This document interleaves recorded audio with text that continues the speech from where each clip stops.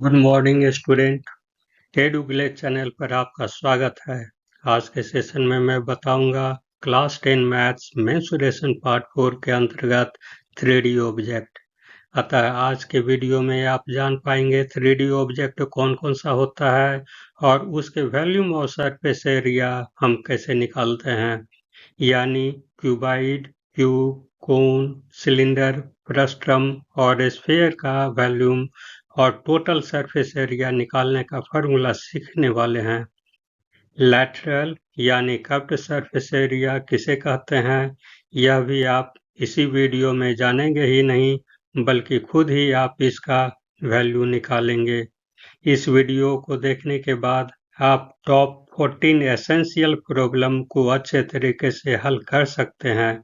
तो चलिए direct video पर। Volume and surface area of solid, इसमें 3D ऑब्जेक्ट का बारे में जो है दो चीज कंसीडर करेंगे, उसका वॉल्यूम पर और सरफेस एरिया पर। तो यहाँ पर जो है सो कुछ इम्पोर्टेंट फॉर्मूला हम जो है टेबुलर फॉर्म में कर दिए हैं। तो ये जो है सो सीरियल नंबर है, 3D ऑब्जेक्ट का नाम है, फिगर है, वॉल्यूम है, ये टोटल सरफेस एरिया, फिर लेटरल सरफेस एरिया हो गया। तो इसमें जो है पहला सबसे पहले क्यूबाइड लिए हैं। क्यूबाइड ये जो है लेंथ, ब्रेथ और हाइट जो है सब डिफरेंट होता है, इसलिए इसका वॉल्यूम जब भी निकाला जाएगा तो तीनों का मल्टीप्लाई कर देंगे, यानी length into breadth into height हो जाएगा। अब उसी का जो है टोटल सरफेस एरिया अगर कहा जाएगा क्यूबाइड का निकालने के लिए तो 2 into length into breadth into height plus height into length हो जाएगा। और लेटरल सरफेस एरिया निकालने में जो है so area of the 4 walls जो निकालते थे 2D ऑब्जेक्ट में, ठीक उसी का जो है सो फॉर्मूला अप्लाई कर देना है। यानी ये एक फेस हो गया, दूसरा फेस ये, तीसरा फेस इधर वाला और चौथा फेस इसके बैक साइड वाला, ये 4 वॉल हो गया। यानी area of the total wall equal to इतना होता है। तो ये क्यूबाइड का हो गया। अब सेकेंड चलते हैं क्यूब के बारे में। क्यूब का जो है सो ये शेप जो है सो इस तरीके का होता है, यानी लेंथ, ब्रेथ और हाइट जो है सब सेम हुआ। इसमें जो है सो मान लिया जाए ये लेंथ एल है तो ब्रेथ भी ए हो जाएगा और ये जो है हाइट भी हमारा ए हो जाएगा, यानी ये ए इंटू ए यानी ए क्यूब हो गया। यानी volume of the cube will be A cube. और ये जो है सो टोटल सरफेस एरिया है 6a² हो गया। यानी ये चारों फेस का जो है ये इस पर जो है सो हम बैठा देंगे, सभी का ए का वैल्यू बैठा देंगे तो ये हमारा निकल जाएगा 6a²। और ये लेटरल सरफेस एरिया हमारा हो जाएगा 4a²। अब चलते हैं सिलेंडर के केस में, हम देखते हैं ये सिलेंडर का शेप हो गया, इसका जो है वॉल्यूम πr² हो गया, h यानी ये हाइट हो गया और ये जो है सो रेडियस हो गया, ये रेडियस है। और रेडियस यानी कहने का मतलब है ये ऊपर का रेडियस और नीचे का रेडियस दोनों सेम है। ये 3D ऑब्जेक्ट में है इसलिए ऐसा ये दिख रहा है। तो हमारा जो है इसका टोटल सरफेस एरिया में हम क्या करेंगे, ये जो है कर्व्ड सरफेस एरिया और फिर बॉटम का एरिया फिर ऊपर का एरिया हम सबको ऐड कर देंगे। ऊपर का और नीचे का जो बॉटम का जो एरिया है ये सर्कल टाइप में है, यानी πr² और πr², 2πr², 8πr², 2πr² हो जाएगा। और ये जो है कर्व्ड सरफेस एरिया जो है हमारा क्या हो जाएगा 2πrh हो जाएगा।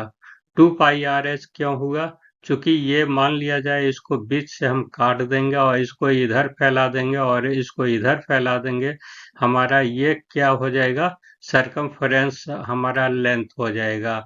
और फिर ये इसका ब्रेथ हमारा h हो जाएगा, यानी सरकमफ्रेंस हमारा क्या हो जाएगा 2πr हो गया और फिर उसके बाद ब्रेथ हमारा क्या हो गया h हो गया, इसलिए 2πrh। इसी को जो है सो कहीं कहीं पर आप देखे होंगे इस वीडियो को जो है सो बहुत लेंदी बना दिया गया है, 4-5 मिनट का केवल इसी के बारे में बताया गया है, इसलिए इसको समझ लेना है और इसको समझते हुए इसको याद रखना है। Total surface area of the cylinder will be 2 pi are H plus 2 pi are square.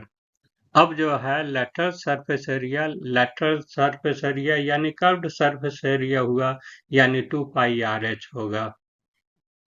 अब नंबर 4 में है कोन। कोन का शेप जो है सो इस तरीके का होता है, यानी ये यहाँ से यहाँ तक ये आर हो गया, ये स्लेंट हाइट कहा जाता है, ये हाइट कहा जाएगा। तो इसमें जो है वैल्यू हम निकालेंगे 1/3 पाई आर स्क्वायर एच। ये h4 ये हाइट हो गया और स्लेंट हाइट को l हम डिनोट करते हैं। तो ये जो है टोटल सरफेस एरिया क्या हो जाएगा, pi r l plus pi are square. Pi are square यानी बेस का यानी सर्कल का ये एरिया हो गया, और फिर ये जो है कर्व्ड सरफेस एरिया हो गया। इसी तरीके से इसमें जो है सो लेटरल सरफेस एरिया हम क्या करते हैं, पाई आर एल हो गया, यानी curved surface area of the कोन हो गया। अब नंबर 5 में है फ्रस्ट्रम। फ्रस्ट्रम इट मीन्स जो है सो एक तरह का बकेट का शेप का होता है। बकेट का शेप कहने का मतलब है कि नीचे का जो है ये रेडियस कम होगा और ऊपर का रेडियस जो है वो ज़्यादा होगा, यानी दोनों का रेडियस जो है सो डिफरेंट होगा, कहने का मतलब ये है। और इसका जो है वैल्यू हम कैसे निकालेंगे, ये इस तरीके से हम निकालेंगे, ये pi are h by 3 r square plus r square, यानी कैपिटल आर यानी ये बड़ा वाला आर हो गया, स्मॉल आर यानी नीचे वाला आर हो गया, और प्लस आर इंटू आर, ये हो गया वैल्यूम। अब टोटल सरफेस एरिया हम निकालेंगे, ये फार्मूला अप्लाई कर देना है। फिर लेटरल सरफेस एरिया के लिए हम ये फार्मूला अप्लाई कर देंगे, पाई आर के जगह पर हम लेंगे आर प्लस आर और फिर एल। तो इस प्रकार से जो है सो हम देख लिए हैं फ्रस्ट्रम का। अब जो है लास्ट जो है हमारा स्फीयर है। स्फीयर मीन्स हो गया इस शेप का रहता है, तो ये जो है सो सर्कल जो है सो 2D में आ जाएगा, लेकिन स्फीयर जो है सो हमारा 3D ऑब्जेक्ट है। इसको याद रखना है, कंफ्यूज नहीं करना है। स्फीयर का वैल्यूम हम निकालेंगे 4/3 पाई आर क्यूब हो जाएगा, और ये जो है total surface area 4 pi are square हो जाएगा। और ये जो है हमारा इसका जो है लेटरल सरफेस एरिया यानी curved surface area, curve total तो हमारा कर्व ही है, तो इसलिए जो है दोनों का यही होता है 4 पाई आर स्क्वायर। अब जो है इसको आपको एक और याद रखना है पॉइंट 7 में, हेमिस्फीयर। जब स्फीयर का हमको याद है तो हेमिस्फीयर यानी डिवाइडेड बाई 2 कर देंगे, यानी उसका हेमिस्फीयर का वैल्यूम हमारा हो जाएगा 2/3 पाई आर क्यूब, और टोटल सरफेस एरिया हमारा हो जाएगा 2 पाई आर स्क्वायर। और ये जो है सो लेटरल सरफेस एरिया भी हमारा यानी curved surface area 2 pi are square हो जाएगा। इसलिए हेमिस्फीयर का भी आपको कंप्लीट हो गया। एक चीज और याद रखना है, पहले जो है सो हम एरिया हम निकालते थे, एरिया में हमारा स्क्वायर यूनिट होता है, और ये जो है वॉल्यूम में हमारा जो है क्यूब यूनिट होगा, यानी पावर क्यूब होगा। हमेशा याद रखना है, स्क्वायर नहीं लिखना है, और यूनिट पर विशेष ध्यान देना। अगर यूनिट में अगर आप गड़बड़ कर दिए तो हाफ मार्क्स आपका डिडक्ट हो जाएगा। तो अब चलते हैं इम्पोर्टेंट प्रॉब्लम की ओर। इम्पोर्टेंट प्रॉब्लम में जो है सो यहाँ पर डिफरेंट प्रॉब्लम जो है पिकअप किया गया है, इसलिए इसको ध्यान से देखना है, और केवल देखने से काम नहीं चलेगा, इसको रिटेन वर्क भी करना है। तो क्वेश्चन नंबर 1 पर कंसीडर करते हैं। A tent is in the shape of right circular cylinder up to the height of 3 meter and the conical above it. The total height of the tent is 13.5 5 meter. The radius of the base is 14 meter. Find the cost of the cloth required to make the tent at the rate of rupees 80 per square meter.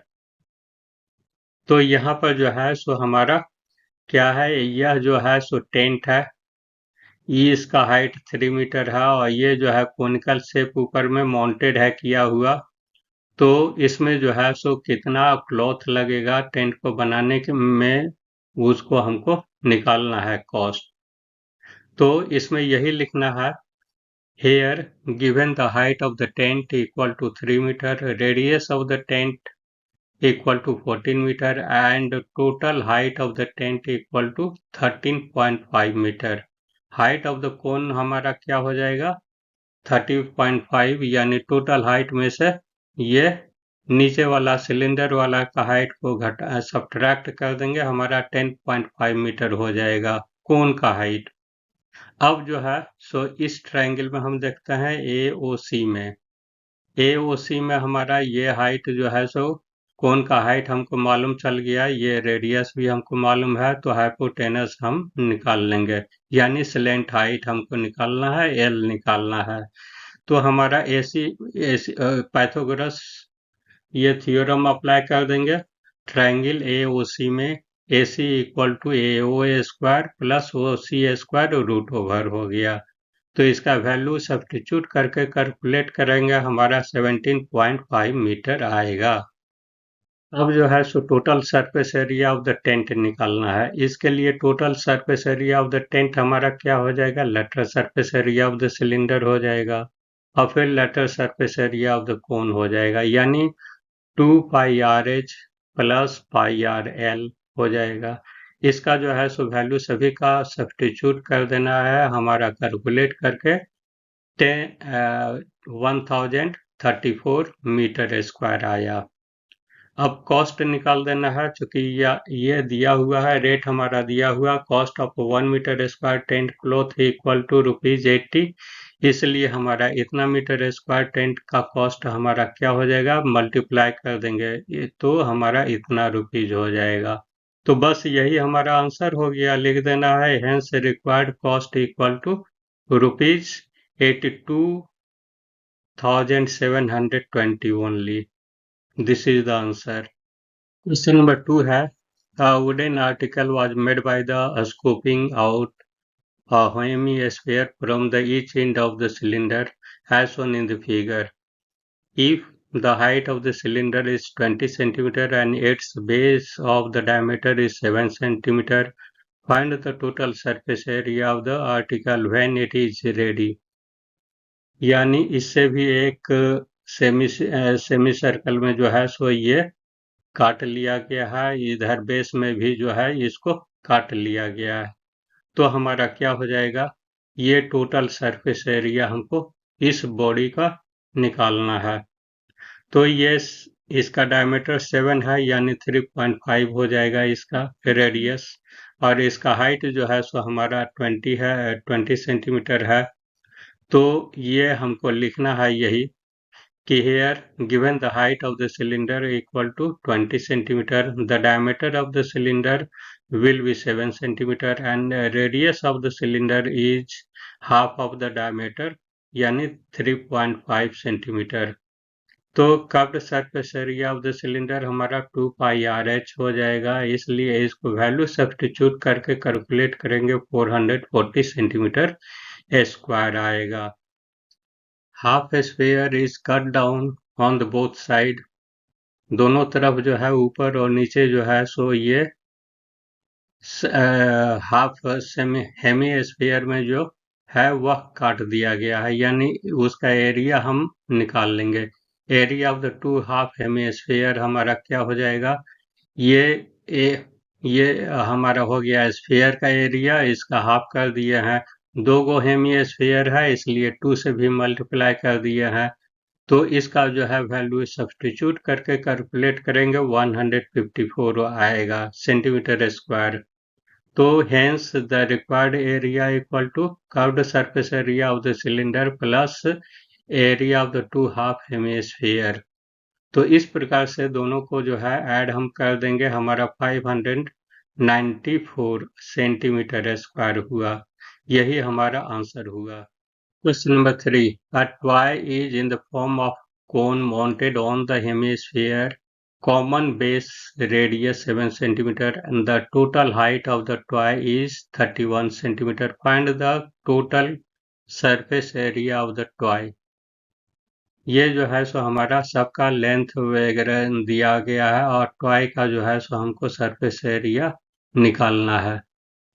तो इसमें लिखना है यही कि here given the radius of the cone equal to 7 centimetre. Radius of the cone ये जो है सो 7 सेंटीमीटर हो गया।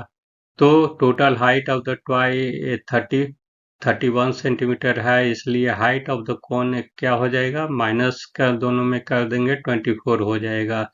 यानी कोन का हाइट हमारा, यानी ये हाइट जो है वो कितना हो जाएगा, 24 सेंटीमीटर। तो इसलिए लेटरल लेंथ यानी एल हमको निकालना है। मान लिया जाए एल हमारा ये वाला हो गया।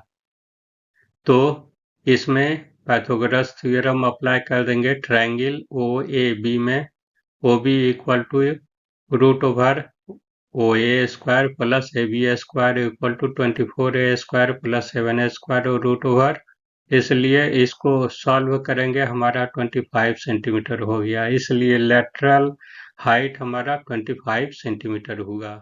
अब जो है so total surface area of the toy निकालना है। तो total surface area of the toy निकालने के लिए हम क्या करेंगे, curved surface area of the कोन हो जाएगा, फिर half surface area of the sphere हो जाएगा, यानी हेमी स्फीयर का सरफेस एरिया हो जाएगा।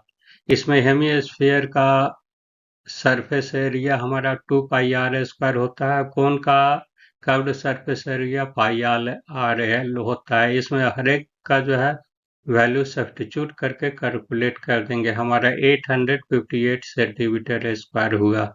इस प्रकार से hence the total surface area of the toy will be 858 centimetre square. This is the answer.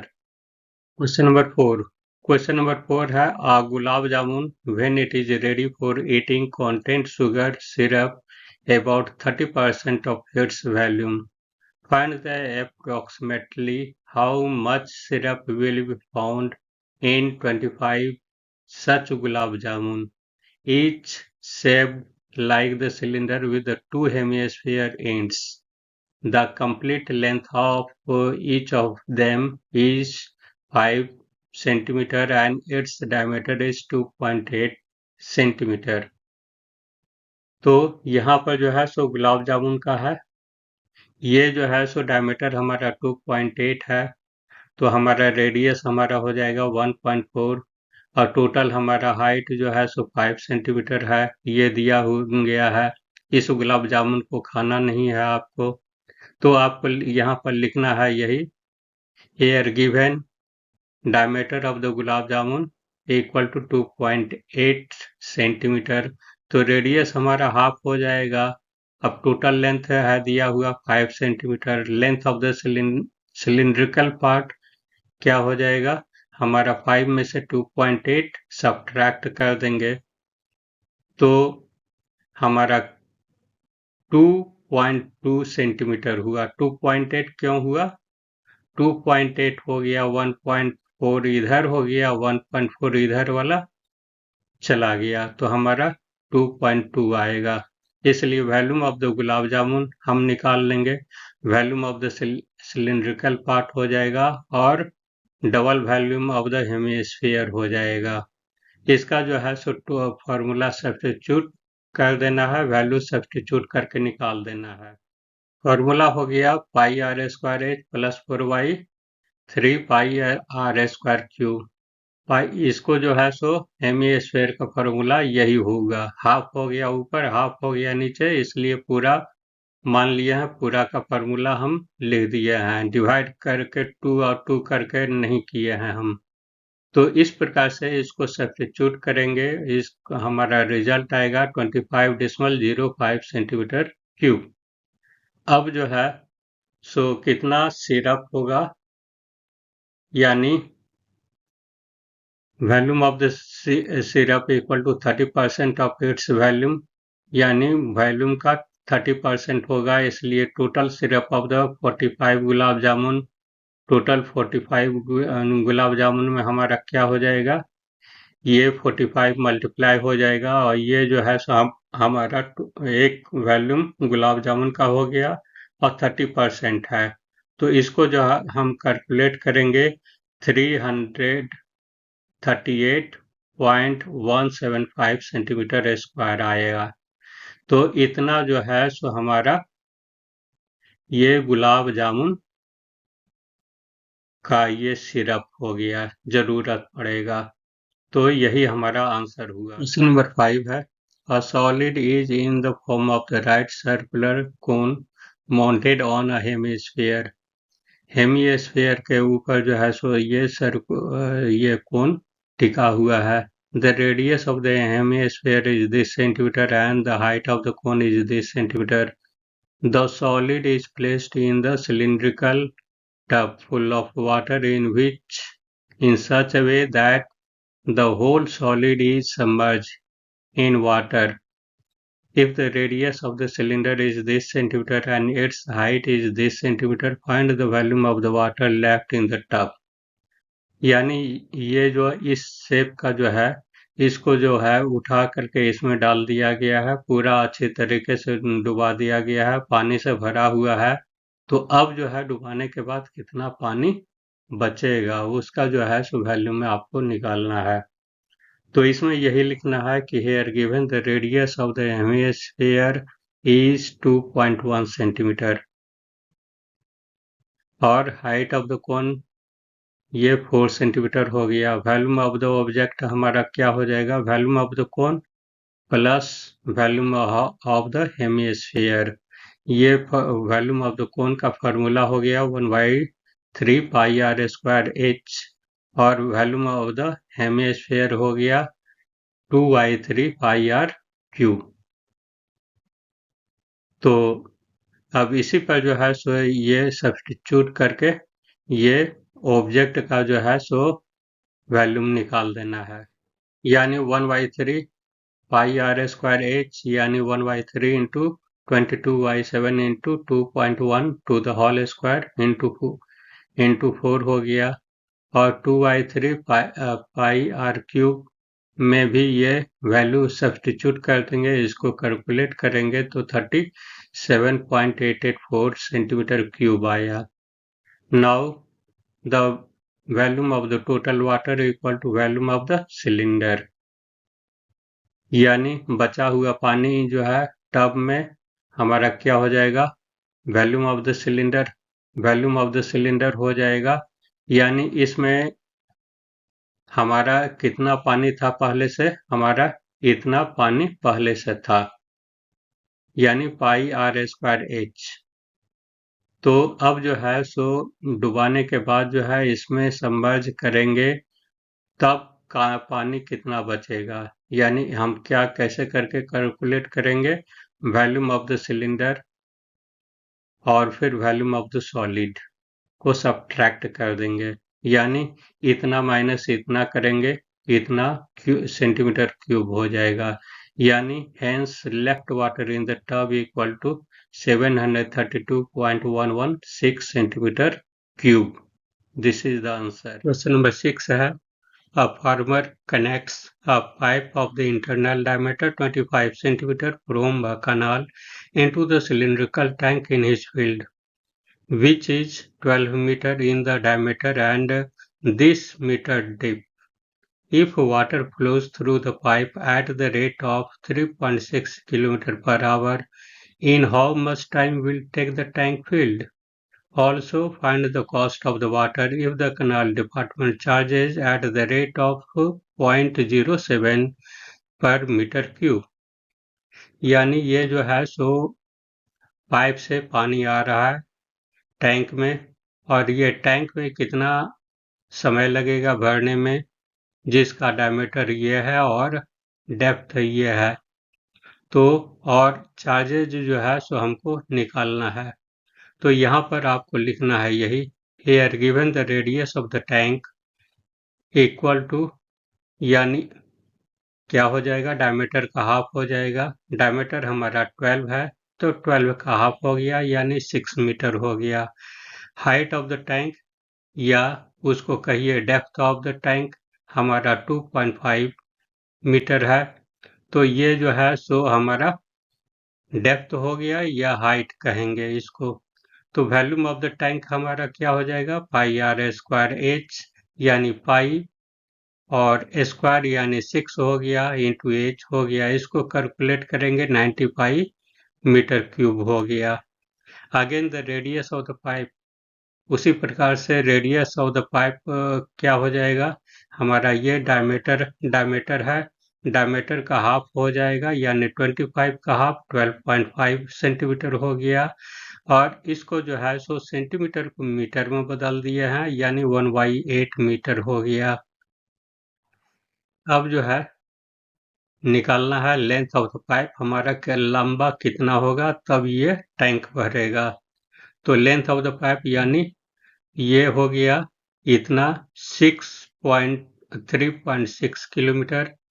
तो इसको किलोमीटर को हम मीटर में कन्वर्ट कर दिए हैं यानी 3600 मीटर हो गया। तो volume of the water in 1 hour, 1 घंटा में कितना हो जाएगा, पाई आर स्क्वायर एच, यानी पाइप का ये कर रहे हैं हम। तो हमारा हो जाएगा पाई 1/8 इंटू 1/8 और एच हमारा इतना हो गया। तो इसको कैलकुलेट करेंगे हमारा इतना आएगा। तो time taken to fill the tank, समय अब कितना लगेगा, तो हमारा 90 पाई बाई 225 पाई हो जाएगा इंटू 4 आवर यानी 8/5 आवर। अब 8/5 आवर को जो है आवर और मिनट में चेंज कर देंगे इसका, यानी फ्रैक्शन में होगा तो 1 होल नंबर 3/5 आवर हो गया। अब 3/5 आवर को 60 से मल्टीप्लाई करेंगे, मिनट में कन्वर्ट हो जाएगा यानी 1 आवर 36 मिनट हो गया। अब ये एक आंसर हमारा यहाँ निकल गया। अब निकालेंगे कॉस्ट ऑफ द वाटर कितना होगा।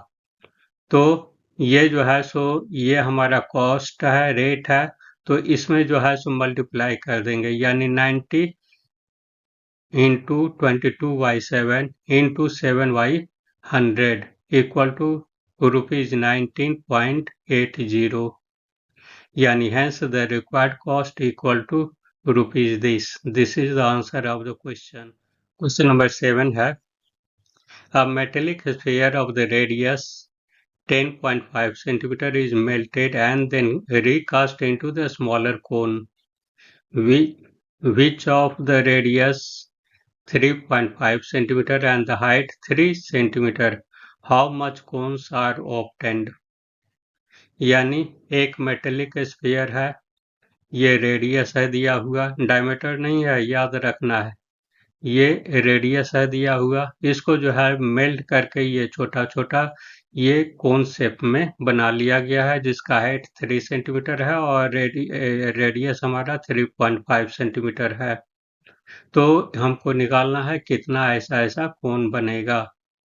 यानी here given the radius of the sphere that is capital R equal to 10.5 centimeter and the radius of the cone small r equal to 3.5 centimeter, height of the cone हमारा हो जाएगा 3 centimetre.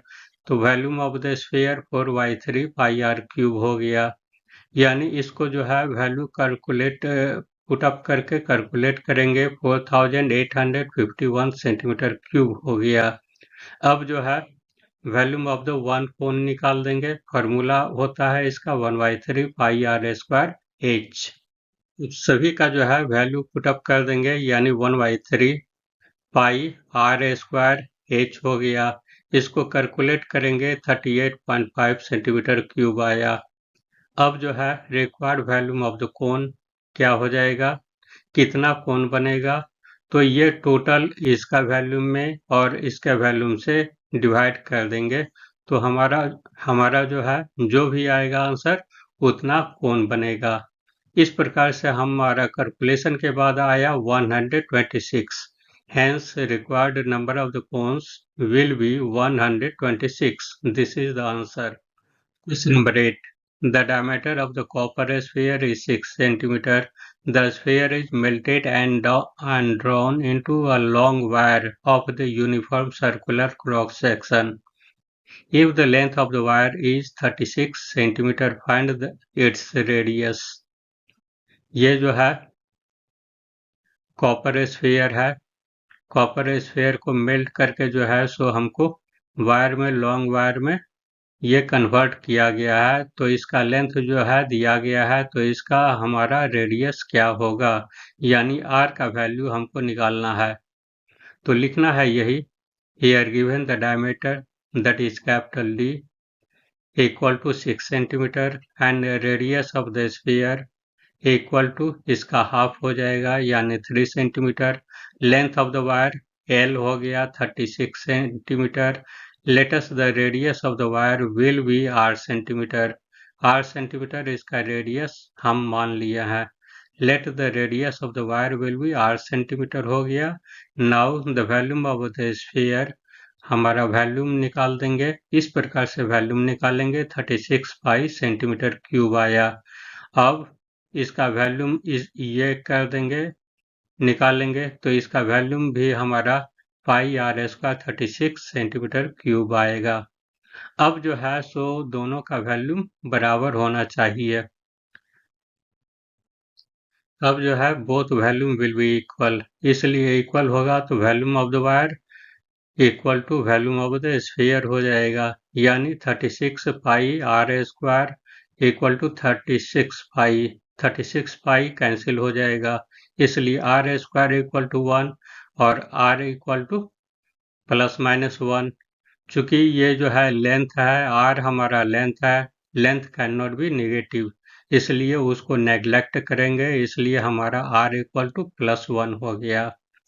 तो hence the radius of the wire equal to 1 centimeter. This is the answer of the question. Question number 9 है, a solid iron rectangular block of dimension this meter and this meter is cast into the hollow cylindrical pipe of the internal radius 30 centimeter and the thickness 5 centimeter. Find the length of the pipe. यानी ये rectangular block में जो है dimension दिया हुआ है 1 है, 2.6 metre है, 4.4 मीटर है। तो इसको जो है सो ये कास्ट किया गया है, पिघला करके इसमें चेंज किया गया पाइप के शेप में। तो इसका जो है सो हमको पाइप का जो है लेंथ निकालना है। तो हमको लिखना है यहाँ पर यही, here given the length of the block 4.4 metre, इसलिए ये मीटर में है, तो अब हम सेंटीमीटर में कन्वर्ट कर देंगे, 100 से मल्टीप्लाई कर देंगे, 440 सेंटीमीटर हो गया। Breadth of the block B equal to 2.6 metre equal to 260 centimetre हो जाएगा। तो height of the block H equal to 1 metre है, इसलिए 100 सेंटीमीटर हो गया। And the internal radius of the cylinder equal to 30 centimeter and the thickness of the cylinder क्या हो जाएगा, कैपिटल आर में माइनस आर का ये सब्ट्रैक्ट कर देंगे, 5 सेंटीमीटर हो जाएगा। Outer radius of the cylinder हमारा 35 सेंटीमीटर है, तो हमारा ये volume of the block length into breadth into height हो जाएगा, यानी सबको जो है सो तीनों को मल्टीप्लाई कर देंगे, हमारा ये सेंटीमीटर क्यूब आएगा। Now the volume of the pipe equal to external volume into the internal volume. ये एक्सटर्नल वॉल्यूम में इंटरनल वॉल्यूम को सब्ट्रैक्ट कर देंगे, हमारा वॉल्यूम ऑफ द पाइप हो जाएगा। Now the volume of the pipe equal to external volume in minus internal volume. अब जो है सो पाई आर स्क्वायर एल में minus pi are square L subtract कर देंगे, तो इसमें पाई एल क्या देख रहे हैं, दोनों में कॉमन है, capital R A square minus small R A square, pi L हो गया, ये 35 हो गया कैपिटल आर, तो 35 इंटू 35 माइनस 30 इंटू 30 हो गया। तो इस प्रकार से इसको मल्टीप्लाई करेंगे, हमारा इतना आएगा, लास्ट में जो है सो रिजल्ट 325 पाई एल आएगा। Here both volume must be equal, इसलिए हमारा क्या हो जाएगा, volume of the block equal to volume of the pipe, यानी वैल्यूम ऑफ द ब्लॉक हमारा हो जाएगा ये पाई आर एल, और ये भी पाई आर एल। तो इसमें जो है इस इक्वेशन से जो है सो हम एल का वैल्यू हम निकाल देंगे, 112 मीटर होगा। तो हम आपको लिखना है यही कि hence the length of the pipe is 112 metre only. This is the answer. Question number 10। Question number 10 है, the rain water from the roof 22 metre into 20 metre rain drains into a cylindrical vessel having the diameter of the base 2 meter and the height 3.5 meter. If the vessel is just full, fill the rainfall. ये जो है so dimension है roof का, और इसमें जो है सो कितना पानी आया, कितना पानी पड़ा है, और वो रेनफॉल हमको निकालना है। जबकि इसका बेस जो है डायमीटर, वेसल का डायमीटर हमारा 2 मीटर है, और हाइट जो है सो इतना मीटर है। तो आपको लिखना है यही, here given the length of the roof equal to ये 22 metre, breadth of the roof equal to 20 metre, let the rainfall x centimetre, height ये हो गया, ये जो है सो 1 सेंटीमीटर यहाँ पर जो है हाइट हम ले लिए हैं। यहाँ से यहाँ तक इतने ही ऊंचाई तक रेन वाटर इसमें जमा हुआ है। तो हमारा volume of the water on the roof हमारा क्या हो जाएगा, इसका ये हम वॉल्यूम निकाल देंगे, एल बी एच वैल्यू हम पुटअप कर देंगे 22 इंटू 20, और ये हमारा एच हो गया मीटर, मीटर को सेंटीमीटर, ये मीटर क्यूब है, तो मीटर क्यूब में हम कन्वर्ट कर दिए, तो हमारा हो जाएगा 1.4 X metre cube. Now radius of the cylinder equal to 2 metre, that is 1 metre. 2 metre यहाँ पर डायमेंशन है दिया हुआ, डायमीटर है दिया हुआ, इसलिए जो है सो इसका रेडियस जो है सो वह हमारा हाफ हो जाएगा। Height of the cylinder 3.5 metre हो गया। Full of the water in the cylinder equal to volume of the cylinder equal to pi are square H. Volume of the cylinder निकाल देंगे, ये सिलेंडर का जो है सो क्या हो जाएगा, कितना ये अंदर वाला जो है वॉल्यूम हमको निकालना है, इसलिए पाई आर स्क्वायर एच हो जाएगा। पाई 22/7 होता है, और ये जो है इंटरनल रेडियस हमारा 1 है, तो 1 इंटू 1 हो गया, 3.5 हो गया, इक्वल टू इसको कैलकुलेट करेंगे 11 मीटर क्यूब आएगा। तो इस प्रकार से हम क्या देखते हैं, here volume of the roof equal to volume of the cylinder, यानी ये जो इतना पानी है, इतने ही पानी इसमें जाएगा, तो इसका वॉल्यूम जो है सो ये इक्वल होगा, इसलिए यहाँ पर 4.4 x इक्वल टू 11 हो गया, इसलिए x इक्वल टू हमारा क्या हो जाएगा 2.5 सेंटीमीटर, इसलिए रेनफॉल हमारा हो गया 2.5 centimetre. This is the answer.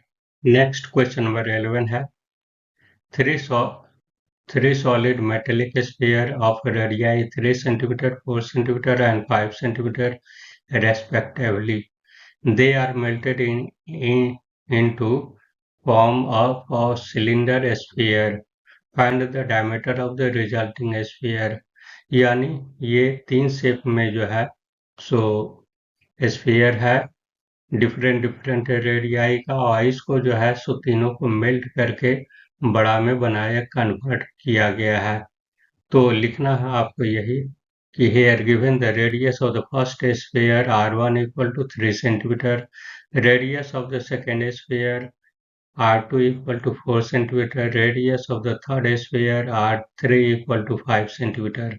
इसलिए volume of all sphere equal to हमारा हो जाएगा 4/3 पाई आर क्यूब।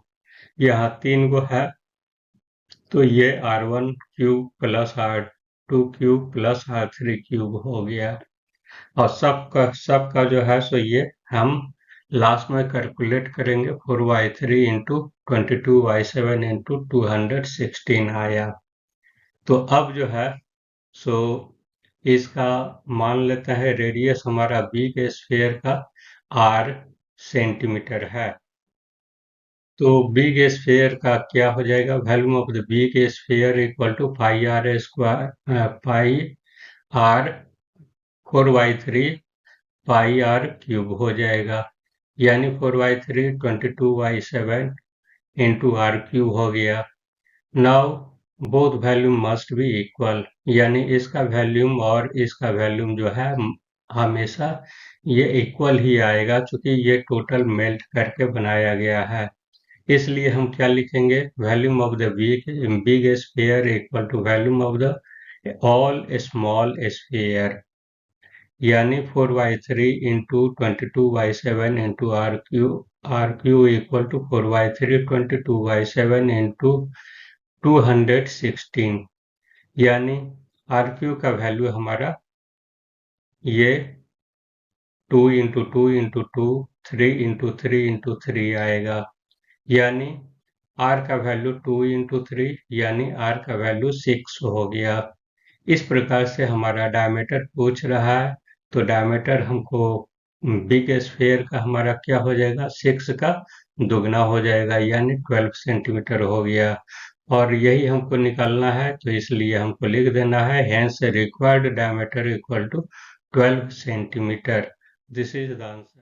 अब जो है सो बकेट का है एग्जाम, ये प्रॉब्लम बकेट से रिलेटेड इस प्रकार से प्रॉब्लम आ सकता है। क्वेश्चन नंबर 12 को देखते हैं।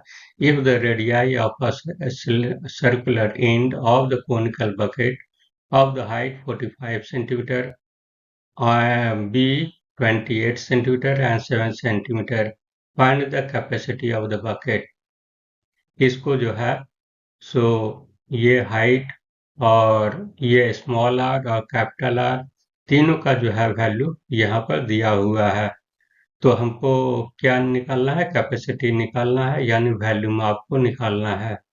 तो लिखना है यही कि let capital R and the small r with the radii of the top and the bottom of the bucket respectively and h be the height of it। तो r इक्वल टू हमारा क्या हो जाएगा 28 centimetre, small r equal to 7 centimetre, h equal to 45 centimetre. इसलिए capacity of the bucket क्या हो जाएगा, volume of the frustum, यानी 1/2